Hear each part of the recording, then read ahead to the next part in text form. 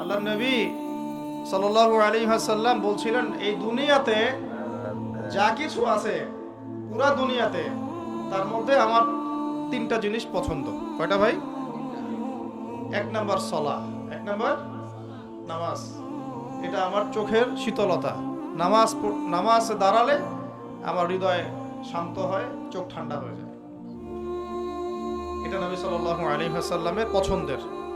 দুই নাম্বার, এই পুরা দুনিয়ার মধ্যে আমার পছন্দ হচ্ছে সুগন্ধি। কি পছন্দ? সুগন্ধি।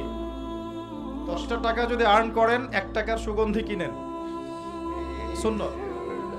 সুগন্ধি সাথে রাখতে হয়, ব্যবহার করতে হয়, মনটাও ভালো থাকবে। আর সুগন্ধি বেশি ইউজ করলে রোগ ব্যাধিও কম হয়। 3 নাম্বার হচ্ছে স্ত্রী। 3 নাম্বার কি? স্ত্রী।